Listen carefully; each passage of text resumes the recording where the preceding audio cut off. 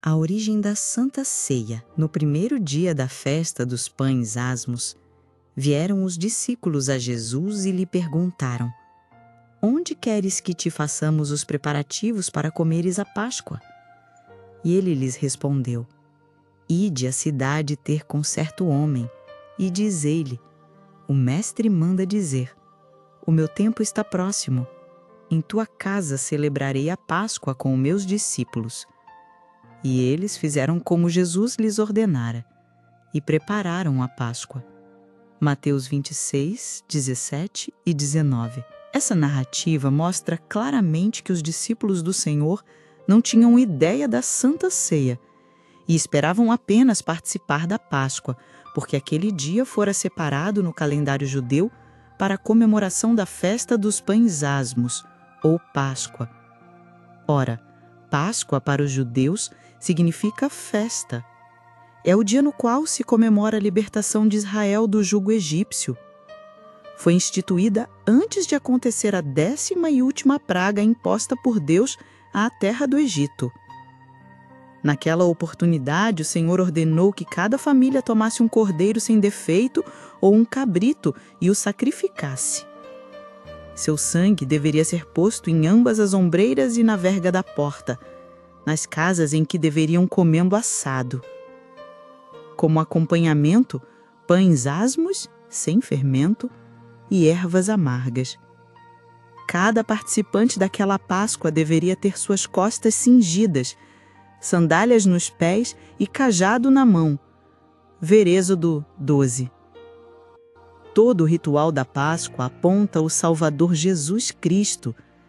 Após sua participação, juntamente com seus discípulos, Jesus tomou um pão e, abençoando-o, partiu e o deu aos discípulos, dizendo: Tomai, comei, isto é o meu corpo.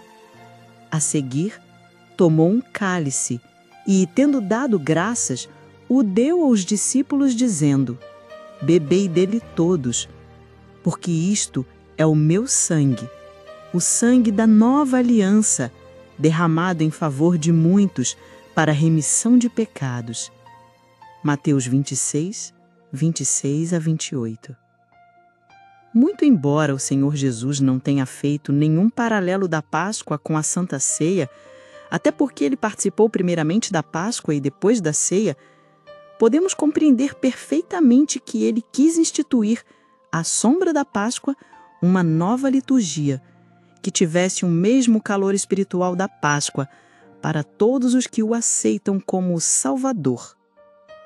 Para exemplificar, tomemos o povo judeu, que teve na Páscoa a marca de sua libertação. Para os povos não judeus, os quais viriam a aceitar o Senhor Jesus como Salvador, qual seria a marca ou a festa litúrgica para expressar a sua libertação do pecado e do inferno? Com este propósito, o Senhor Jesus instituiu a Santa Ceia. A Santa Ceia na Igreja Primitiva.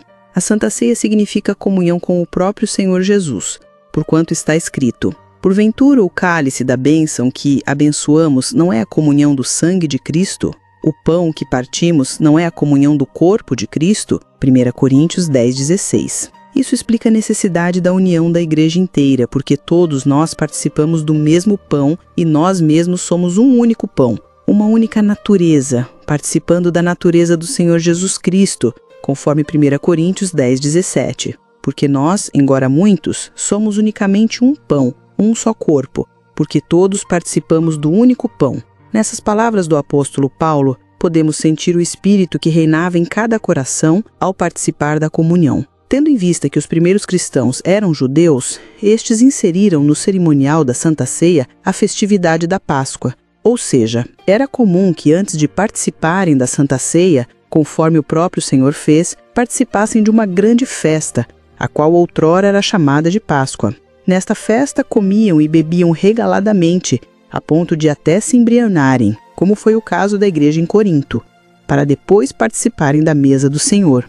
Esta foi a principal razão do apóstolo Paulo fazer sérias advertências àquela igreja, conforme vemos no texto abaixo. Nisto, porém, que vos prescrevo, não vos louvo, porquanto vos ajuntais não para melhor, e sim para pior, porque antes de tudo estou informado haver divisões entre vós, quando vos reunis na igreja. E eu, em parte, o creio, porque até mesmo importa que haja partidos entre vós, para que também os aprovados se tornem conhecidos em vosso meio. Quando, pois, vos reunis no mesmo lugar, não é a ceia do Senhor que comeis, porque, ao comerdes, cada um toma antecipadamente a sua própria ceia, e há quem tenha fome, ao passo que há também quem se embriague. Não tendes, porventura, casas onde comer e beber? Ou menosprezais a igreja de Deus e envergonhais os que nada têm? Que vos direi? Louvar-vos-ei? Nisto certamente não vos louvo. 1 Coríntios 11, 17 a 22. A Santa Ceia na igreja de Corinto recebeu severas críticas por parte de Paulo, pois não era comemorada no Espírito de Cristo, mas sim totalmente na carne. A partir desse episódio, o apóstolo Paulo deu um fim à festa que antecedia a Santa Ceia. A mesa do Senhor é um verdadeiro banquete para o corpo físico e espiritual, conforme verificaremos mais adiante. O significado da Santa Ceia: quando o Senhor Jesus determinou que o pão abençoado e partido para os seus discípulos era o seu corpo, estava mostrando o real sentido da sua vida física. Isso representa seu vigor e sua saúde, partidos em favor de todos que o aceitam como Salvador, a fim de que venham a ser participantes da sua própria natureza, gozando de sua saúde física. Aliás, é exatamente por isso que o profeta Isaías afirma: certamente ele tomou sobre si as nossas enfermidades e as nossas dores levou sobre si. Isaías 53:4. A sua carne atraiu todas as nossas doenças e enfermidades. Consequentemente, nós não precisamos mais ficar doentes. Satanás não tem mais direito de exercer domínio sobre nosso corpo físico, porque este tem a natureza do Senhor Jesus, pela fé, na participação do pão da Santa Ceia, o qual, conforme Jesus disse, é o meu corpo. Marcos 14, 22. Veja, amigo leitor, que não poderia haver sangue sem a carne, por isso nós o consideramos tão importante quanto o pão, e igualmente refere-se ao direito à vida eterna adquirido por todos os que creem no Senhor Jesus. Veja, amigo leitor, que não poderia haver sangue sem a carne, por isso nós o consideramos tão importante quanto o pão, e igualmente refere-se ao direito à vida eterna adquirido por todos os que creem no Senhor Jesus.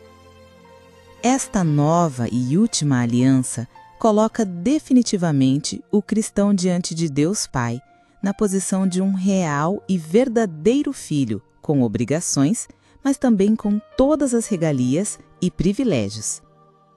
Entre estes está o de poder se dirigir a Ele tal qual o Senhor Jesus fez, e além disso, o direito de receber a infusão do Espírito Santo. Podemos comparar esta aliança, da qual fala o Senhor Jesus, à dos noivos no dia do casamento. Neste dia, o rapaz deixa de ser dono de seu próprio nariz, e também a noiva. O rapaz, ao fazer aliança, casamento, com sua noiva, está lhe dizendo que a partir daquele momento, sua vida girará em torno dela, que a vontade dele será a dela, que será fiel a ela até a morte, etc. A moça, por sua vez, deixará a casa de seus pais e se unirá ao marido. Submeter-se-á apenas a ele. Cuidará dele mais do que de si mesma, etc.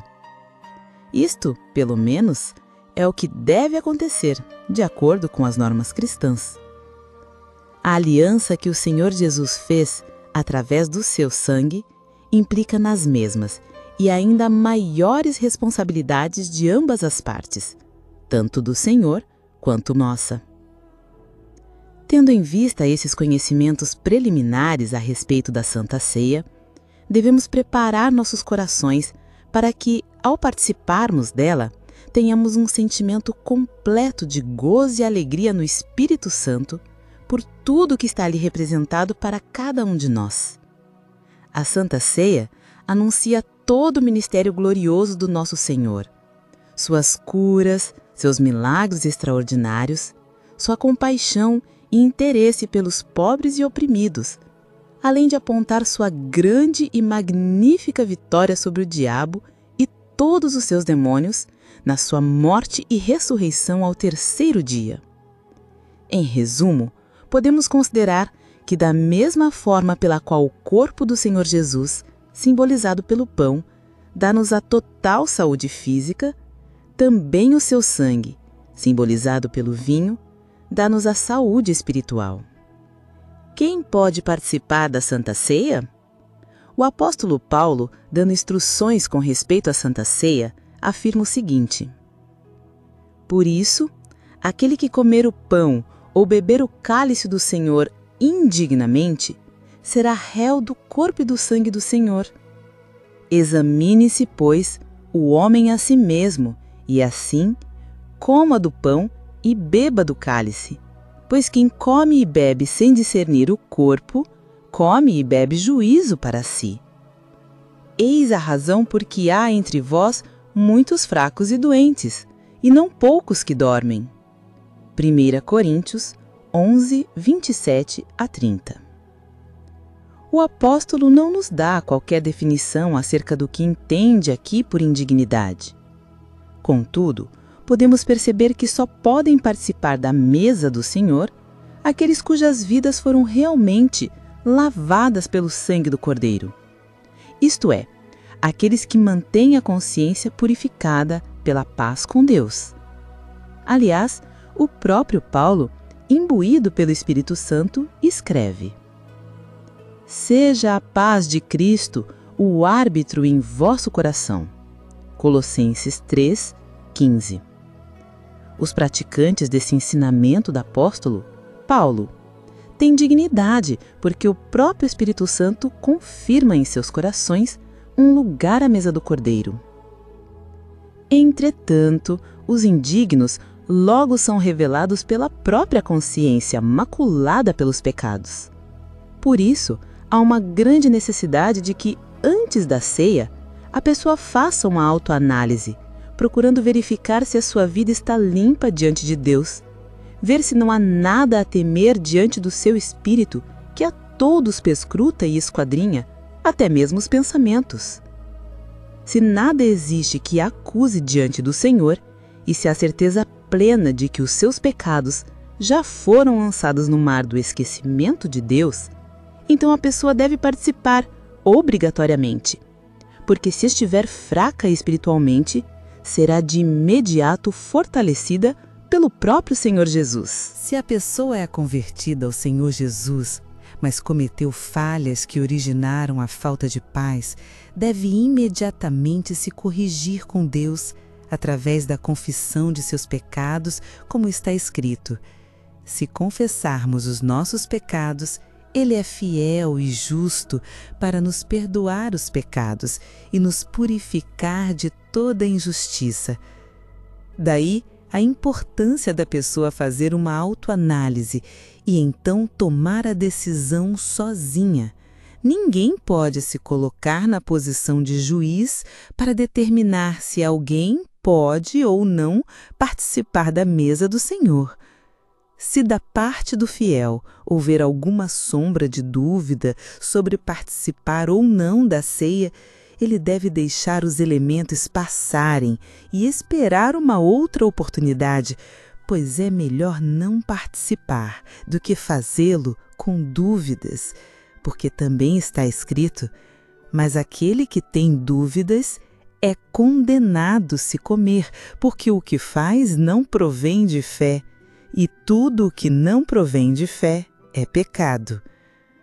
Quando uma pessoa toma Santa Ceia indignamente, deixa de ser abençoada para ser amaldiçoada, pois come e bebe juízo para si mesma, uma vez que está sendo ré do corpo e do sangue do Senhor, ou seja, tomando o lugar do próprio culpado no julgamento feito ao Senhor na sua morte. Essa é a verdadeira razão pela qual muitos que se dizem cristãos serem fracos espiritualmente e jamais conseguirem crescer na graça do Senhor, pois se mantêm rebeldes à sua palavra e indignamente participam da sua mesa. Não são poucos os doentes e os que já morreram por considerarem levianamente o corpo do Senhor, bem como o seu sangue. Aqui encontramos a razão pela qual tantas pessoas há tantos anos conhecem o Senhor Jesus exatamente conforme a Bíblia o apresenta e, no entanto, continuam se arrastando espiritualmente, dando péssimos testemunhos do Senhor em suas vidas? A Santa Ceia do Senhor não é uma cerimônia da qual se possa participar com espírito leviano ou de brincadeira. Antes, é algo muito sério e verdadeiro que requer de seus participantes um coração cheio de alegria e gozo por terem o alto privilégio de se sentarem à mesa com o Senhor, comerem de sua carne e beberem do seu sangue em memória de toda a sua vida, morte e ressurreição.